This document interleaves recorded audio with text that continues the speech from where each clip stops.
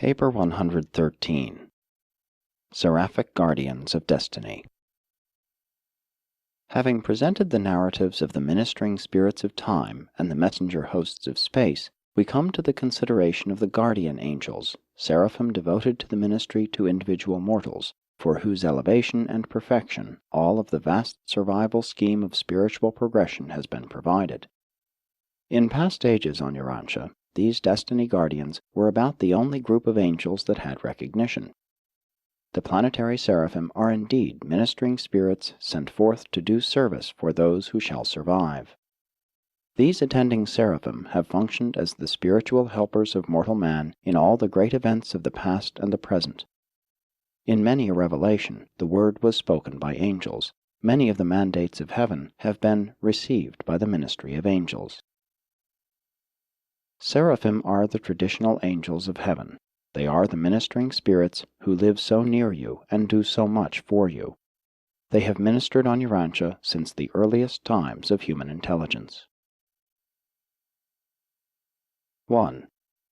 The Guardian Angels. The teaching about guardian angels is not a myth. Certain groups of human beings do actually have personal angels. It was in recognition of this that Jesus, in speaking of the children of the heavenly kingdom, said, "Take heed that you despise not one of these little ones, for I say to you, their angels do always behold the presence of the Spirit of my Father." Originally, the seraphim were definitely assigned to the separate Urantia races, but since the bestowal of Michael, they are assigned in accordance with human intelligence, spirituality, and destiny. Intellectually, mankind is divided into 3 classes. 1. The subnormal-minded. Those who do not exercise normal willpower. Those who do not make average decisions. This class embraces those who cannot comprehend God. They lack capacity for the intelligent worship of deity. The subnormal beings of Urantia have a corps of seraphim, 1 company, with 1 battalion of cherubim, assigned to minister to them and to witness that justice and mercy are extended to them in the life struggles of the sphere. 2. The average, normal type of human mind. From the standpoint of seraphic ministry, most men and women are grouped in 7 classes in accordance with their status in making the circles of human progress and spiritual development. 3. The supernormal-minded. Those of great decision and undoubted potential of spiritual achievement, men and women who enjoy more or less contact with their indwelling adjusters, members of the various reserve corps of destiny. No matter in what circle a human happens to be, if such an individual becomes enrolled in any of the several reserve corps of destiny, right then and there, personal seraphim are assigned, and from that time until the earthly career is finished, that mortal will enjoy the continuous ministry and unceasing watch care of a guardian angel. Also, when any human being makes the supreme decision, when there is a real betrothal with the adjuster, a personal guardian is immediately assigned to that soul. In the ministry to so-called normal beings, seraphic assignments are made in accordance with the human attainment of the circles of intellectuality and spirituality. You start out in your mind of mortal investment in the 7th circle and journey inward in the task of self-understanding, self-conquest, and self-mastery, and circle by circle you advance until, if natural death does not terminate your career and transfer your struggles to the mansion worlds, you reach the 1st or inner circle of relative contact and communion with the indwelling adjuster. Human beings in the initial or 7th circle have 1 guardian angel with 1 company of assisting cherubim assigned to the watch care and custody of 1,000 mortals. In the 6th circle, a seraphic pair with 1 company of cherubim is assigned to guide these ascending mortals in groups of 500. When the 5th circle is attained, human beings are grouped in companies of approximately 100, and a pair of guardian seraphim with a group of cherubim is placed in charge. Upon attainment of the 4th circle, mortal beings are assembled in groups of 10, and again charge is given to a pair of seraphim, assisted by 1 company of cherubim. When a mortal mind breaks through the inertia of animal legacy and attains the 3rd circle of human intellectuality and acquired spirituality, a personal angel, in reality 2, will henceforth be wholly and exclusively devoted to this ascending mortal. And thus these human souls, in addition to the ever-present and increasingly efficient indwelling thought adjusters, receive the undivided assistance of these personal guardians of destiny in all their efforts to finish the third circle, traverse the second, and attain the first. 2. The Destiny Guardians. Seraphim are not known as guardians of destiny until such time as they are assigned to the association of a human soul who has realized one or more of three achievements, has made a supreme decision to become God-like, has entered the third circle, or has been mustered into one of the reserve corps of destiny. In the evolution of races, a guardian of destiny is assigned to the very first being who attains the requisite circle of conquest. On Urantia, the first mortal to secure a personal guardian was Rantawak, a wise man of the red race of long ago. All angelic assignments are made from a group of volunteering seraphim, and these appointments are always in accordance with human needs and with regard to the status of the angelic pair, in the light of seraphic experience, skill, and wisdom. Only seraphim of long service, the more experienced and tested types, are assigned as destiny guards. Many guardians have gained much valuable experience on those worlds which are of the non-adjuster fusion series. Like the adjusters, the seraphim attend these beings for a single lifetime and then are liberated for new assignment. Many guardians on Urantia have had this previous practical experience on other worlds. When human beings fail to survive, their personal or group guardians may repeatedly serve in similar capacities on the same planet. The seraphim develop a sentimental regard for individual worlds and entertain a special affection for certain races and types of mortal creatures with whom they have been so closely and intimately associated. The angels develop an abiding affection for their human associates, and you would, if you could only visualize the seraphim, develop a warm affection for them. Divested of material bodies, given spirit forms, you would be very near the angels in many attributes of personality. They share most of your emotions and experience some additional ones. The only emotion actuating you, which is somewhat difficult for them to comprehend, is the legacy of animal fear that bulks so large in the mental life of the average inhabitant of Urantia.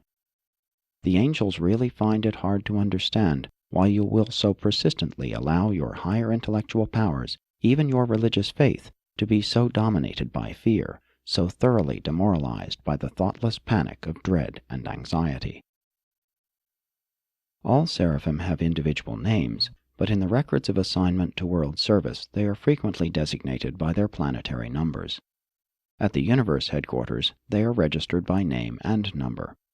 The destiny guardian of the human subject used in this contactual communication is number 3 of Group 17 of Company 126 of Battalion 4 of Unit 384 of Legion 6 of Host 37 of the 182,314th Seraphic Army of Nebadon. The current planetary assignment number of this seraphim on Urantia and to this human subject is 3,641,852. In the Ministry of Personal Guardianship, the assignment of angels as destiny guardians, seraphim always volunteer their services. In the city of this visitation, a certain mortal was recently admitted to the Reserve Corps of Destiny, and since all such humans are personally attended by guardian angels, more than 100 qualified seraphim sought the assignment. The planetary director selected 12 of the more experienced individuals and subsequently appointed the seraphim whom they selected as best adapted to guide this human being through his life journey. That is, they selected a certain pair of equally qualified seraphim. One of this seraphic pair will always be on duty. Seraphic tasks may be unremitting, but either of the angelic pair can discharge all ministering responsibilities. Like cherubim, seraphim usually serve in pairs, but unlike their less advanced associates, the seraphim sometimes work singly. In practically all their contacts with human beings, they can function as individuals. Both angels are required only for communication and service on the higher circuits of the universes. When a seraphic pair accept guardian assignment, they serve for the remainder of the life of that human being. The complement of being, one of the two angels, becomes the recorder of the undertaking. These complemental seraphim are the recording angels of the mortals of the evolutionary worlds.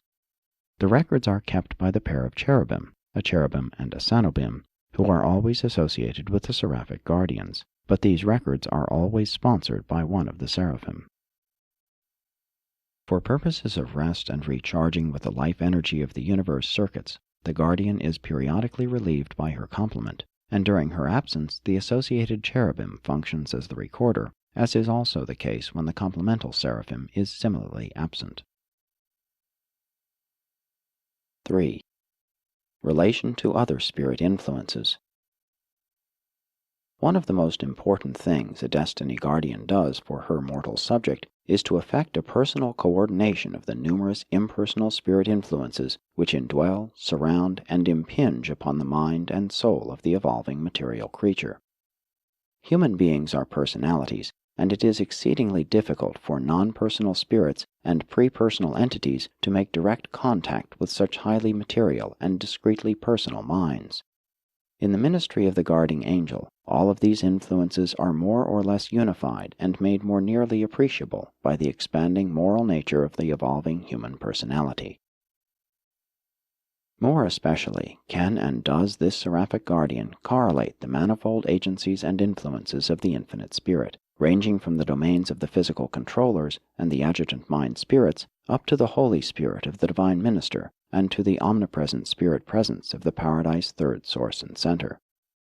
Having thus unified and made more personal these vast ministries of the infinite spirit, the seraphim then undertakes to correlate this integrated influence of the conjoint actor with the spirit presences of the Father and the Son. The adjuster is the presence of the Father, the Spirit of Truth, the presence of the sons. These divine endowments are unified and coordinated on the lower levels of human spiritual experience by the ministry of the guardian seraphim. The angelic servers are gifted in combining the love of the Father and the mercy of the Son in their ministry to mortal creatures. And herein is revealed the reason why the seraphic guardian eventually becomes the personal custodian of the mind patterns, memory formulas, and soul realities of the mortal survivor during that interval between physical death and Morancha resurrection. None but the ministering children of the infinite spirit could thus function in behalf of the human creature during this phase of transition from one level of the universe to another and higher level. Even when you engage in your terminal transition slumber, when you pass from time to eternity, a high supernaphim likewise shares the transit with you as the custodian of creature identity and the surety of personal integrity. On the spiritual level, seraphim make personal many otherwise impersonal and pre-personal ministries of the universe. They are coordinators. On the intellectual level, they are the correlators of mind and Morancha. They are interpreters. And on the physical level, they manipulate terrestrial environment through their liaison with the master physical controllers and through the cooperative ministry of the midway creatures. This is a recital of the manifold and intricate function of an attending seraphim. But how does such a subordinate angelic personality, created but a little above the universe level of humanity, do such difficult and complex things? We do not really know, but we conjecture that this phenomenal ministry is in some undisclosed manner facilitated by the unrecognized and unrevealed working of the Supreme Being, the actualizing deity of the evolving universes of time and space. Throughout the entire realm of progressive survival in and through the Supreme Being, seraphim are an essential part of continuing mortal progression. 4. Seraphic domains of action. The guardian seraphim are not mind, though they do spring from the same source that also gives origin to mortal mind, the creative spirit. Seraphim are mind stimulators. They continually seek to promote circle-making decisions in human mind. They do this not as does the adjuster, operating from within and through the soul, but rather from the outside inward, working through the social, ethical, and moral environment of human beings. Seraphim are not the divine adjuster lure of the Universal Father, but they do function as the personal agency of the ministry of the Infinite Spirit. Mortal man, subject to adjuster leading, is also amenable to seraphic guidance. The adjuster is the essence of man's eternal nature. The seraphim is the teacher of man's evolving nature. In this life the mortal mind, in the next the Morancha soul. On the mansion worlds you will be conscious and aware of seraphic instructors, but in the first life men are usually unaware of them. Seraphim function as teachers of men by guiding the footsteps of the human personality into paths of new and progressive experiences. To accept the guidance of a seraphim rarely means attaining a life of ease. In following this leading, you are sure to encounter, and if you have the courage to traverse, the rugged hills of moral choosing and spiritual progress. The impulse of worship largely originates in the spirit promptings of the higher mind adjutants, reinforced by the leadings of the adjuster. But the urge to pray, so often experienced by God-conscious mortals, very often arises as the result of seraphic influence. The guarding seraphim is constantly manipulating the mortal environment for the purpose of augmenting the cosmic insight of the human ascender to the end that such a survival candidate may acquire enhanced realization of the presence of the indwelling adjuster, and thus be enabled to yield increased cooperation with the spiritual mission of the divine presence. While there is apparently no communication between the indwelling adjusters and the encompassing seraphim, they always seem to work in perfect harmony and exquisite accord. The guardians are most active at those times when the adjusters are least active, but their ministry is in some manner strangely correlated. Such superb cooperation could hardly be either accidental or incidental.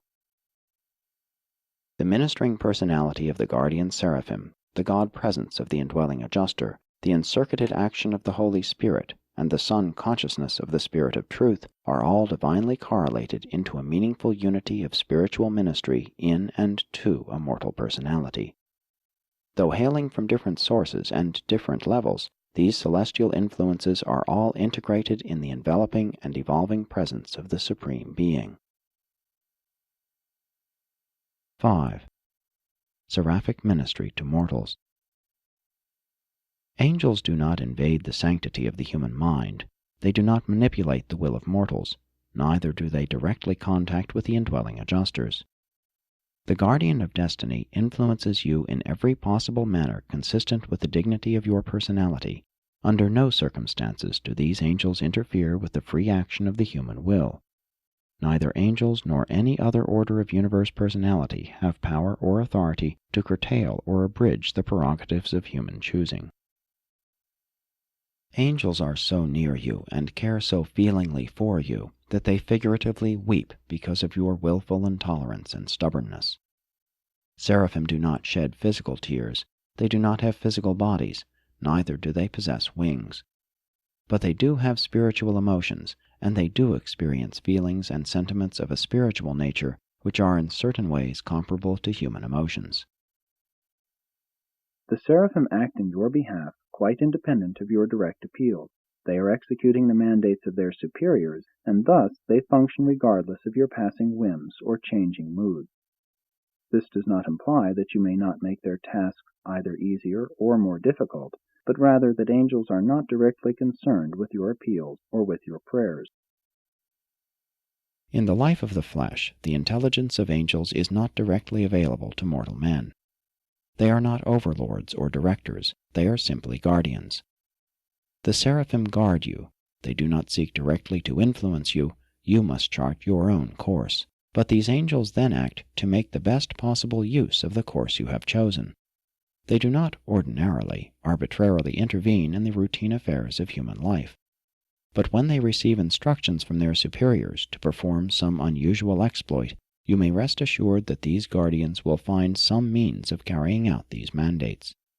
They do not, therefore, intrude into the picture of human drama except in emergencies, and then usually on the direct orders of their superiors. They are the beings who are going to follow you for many an age, and they are thus receiving an introduction to their future work and personality association. Seraphim are able to function as material ministers to human beings under certain circumstances, but their action in this capacity is very rare. They are able, with the assistance of the midway creatures and the physical controllers, to function in a wide range of activities in behalf of human beings, even to make actual contact with mankind, but such occurrences are very unusual. In most instances, the circumstances of the material realm proceed unaltered by seraphic action, although occasions have arisen involving jeopardy to vital links in the chain of human evolution, in which seraphic guardians have acted, and properly, on their own initiative. 6. Guardian Angels After Death. Having told you something of the ministry of seraphim during natural life, I will endeavor to inform you about the conduct of the guardians of destiny at the time of the mortal dissolution of their human associates. Upon your death, your records, identity specifications, and the Morontia entity of the human soul, conjointly evolved by the ministry of mortal mind and the divine adjuster, are faithfully conserved by the destiny guardian together with all other values related to your future existence, everything that constitutes you, the real you, except the identity of continuing existence represented by the departing adjuster and the actuality of personality. The instant the pilot light in the human mind disappears, the spirit luminosity which seraphim associate with the presence of the adjuster, the attending angel reports in person to the commanding angels, successively, of the group, company, battalion, unit, legion, and host, and after being duly registered for the final adventure of time and space, such an angel receives certification by the planetary chief of seraphim for reporting to the evening star, or other lieutenant of Gabriel, in command of the seraphic army of this candidate for universe ascension. And upon being granted permission from the commander of this highest organizational unit, such a guardian of destiny proceeds to the first mansion world, and there awaits the consciousizing of her former ward in the flesh. In case the human soul fails of survival after having received the assignment of a personal angel, the attending seraphim must proceed to the headquarters of the local universe, there to witness to the complete records of her complement as previously reported. Next she goes before the tribunals of the archangels to be absolved from blame in the matter of the survival failure of her subject, and then she goes back to the worlds, again to be assigned to another mortal of ascending potentiality or to some other division of seraphic ministry. But angels minister to evolutionary creatures in many ways aside from the services of personal and group guardianship. Personal guardians whose subjects do not go immediately to the mansion worlds do not tarry there in idleness awaiting the dispensational roll calls of judgment. They are reassigned to numerous ministering missions throughout the universe. The guardian seraphim is the custodial trustee of the survival values of mortal man's slumbering soul, as the absent adjuster is the identity of such an immortal universe being. When these two collaborate in the resurrection halls of Mansonia in conjunction with the newly fabricated Morontia form, there occurs the reassembly of the constituent factors of the personality of the mortal ascender. The adjuster will identify you, the guardian seraphim will repersonalize you, and then represent you to the faithful monitor of your earth days. And even so, when a planetary age ends, when those in the lower circles of mortal achievement are foregathered, it is their group guardians who reassemble them in the resurrection halls of the mansion spheres, even as your record tells. And he shall send his angels with a great voice, and shall gather together his elect from one end of the realm to another. The technique of justice demands that personal or group guardians shall respond to the dispensational roll call on behalf of all non-surviving personalities. The adjusters of such non-survivors do not return, and when the rolls are called, the seraphim respond, but the adjusters make no answer. This constitutes the resurrection of the unjust, in reality the formal recognition of the cessation of creature existence. This roll call of justice always immediately follows the roll call of mercy, the resurrection of the sleeping survivors. But these are matters which are of concern to none but the supreme and all-knowing judges of survival values. Such problems of adjudication do not really concern us. Group guardians may serve on a planet age after age and eventually become custodians of the slumbering souls of thousands upon thousands of sleeping survivors. They can so serve on many different worlds in a given system, since the resurrection response occurs on the mansion worlds. All personal and group guardians in the system of Satania who went astray in the Lucifer Rebellion, notwithstanding that many sincerely repented of their folly, are to be detained on Jerusalem until the final adjudication of the rebellion.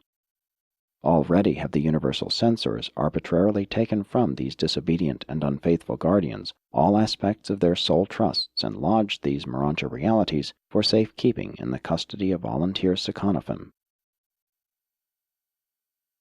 7. Seraphim and the Ascendant Career.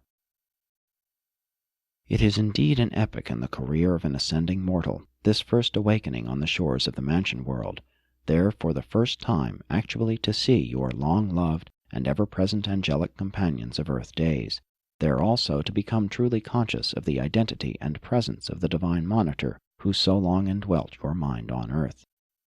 Such an experience constitutes a glorious awakening, a real resurrection.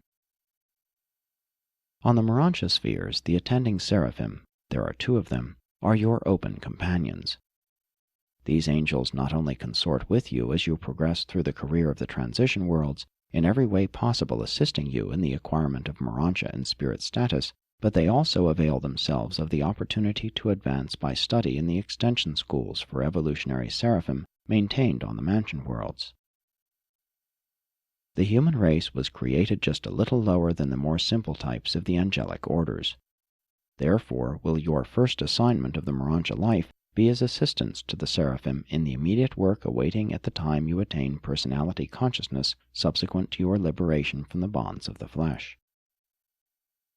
Before leaving the mansion worlds, all mortals will have permanent seraphic associates or guardians.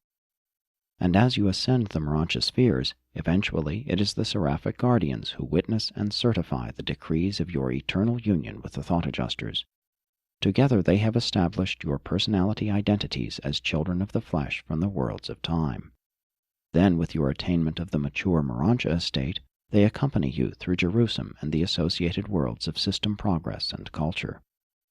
After that, they go with you to Edentia and its 70 spheres of advanced socialization, and subsequently will they pilot you to the Melchizedeks and follow you through the superb career of the universe headquarters worlds. And when you have learned the wisdom and culture of the Melchizedeks, they will take you on to Salvington, where you will stand face to face with the sovereign of all Nebadon. And still will these seraphic guides follow you through the minor and major sectors of the super-universe and on to the receiving worlds of Uversa, remaining with you until you finally end Sekanophim for the long Havona flight.